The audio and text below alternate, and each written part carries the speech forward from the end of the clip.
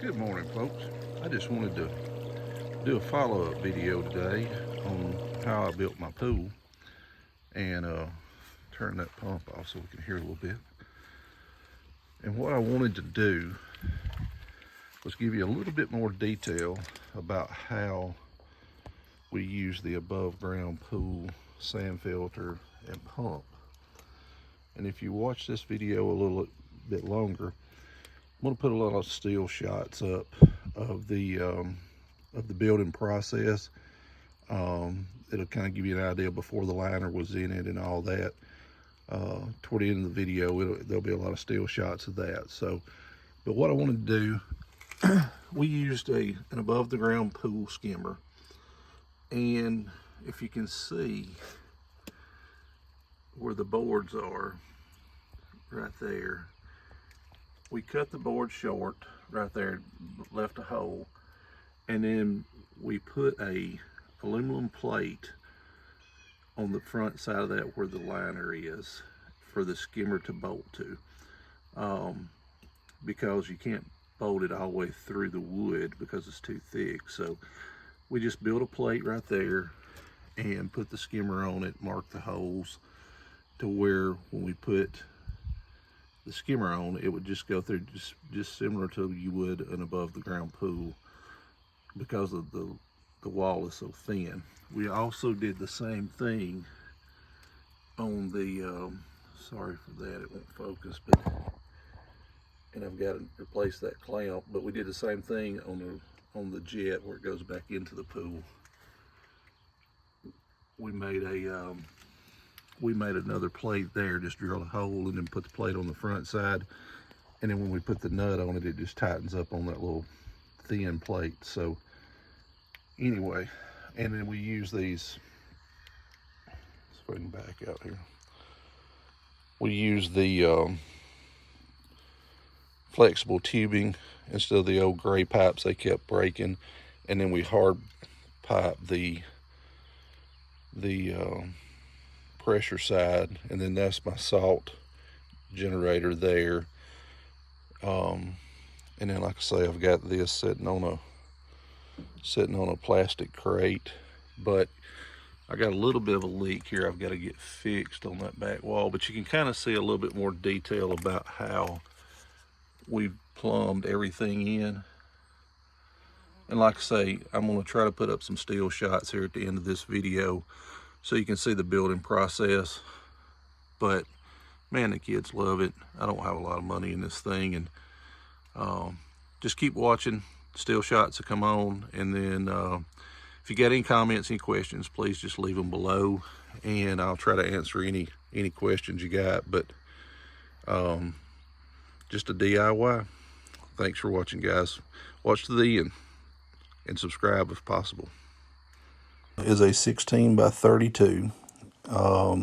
We used a kayak pool liner that we ordered off the internet, and just going to walk through these still photos to kind of show you the process, because when I was getting ready to build the pool, there wasn't a lot of videos out there on anyone doing a pool like this, but did it all myself and turned out fairly well. Originally the concrete was already here, and as you can see, we just sawed it square off at our dimensions that our pool was going to be.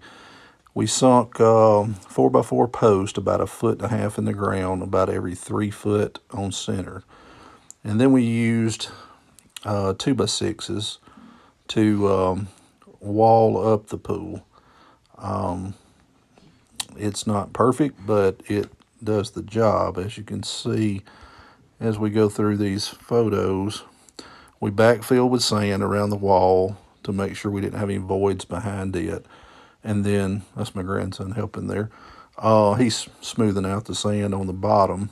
And then we put foam on these walls with spray adhesive, and we rolled foam off of a big 4-foot roll on the walls before we put the liner in. We tamped the sand. There's a tamper in there that you can see. And then put an elephant pad down, and then put the liner in. I don't think you can see it because we haven't done it yet, but on the top of the top 2x6, we went around it with a skill saw 2 times and cut a groove about 3/4 of an inch deep. And the bead of the pool liner set down in that that little gap. We've already got it covered up in this picture, but there's a 1x that's holding the pool liner down. Let's see if we can get over here to see. Maybe it's on the next picture. But you can see the 1x there that's holding the top of the pool liner. There's a little hard plastic deal around the top of the pool liner. It just fit right down in that gap, and then that piece of wood goes down with stainless steel screws and holds that in place. This is as we're putting the liner in, trying to get the wrinkles out of the bottom and stuff. And as you can see, when we get through, this is what it looked like. Video on the plumbing where the we used an above ground pool pump because the old pool that sat here before was an above ground pool. You can see it on this trailer in the background.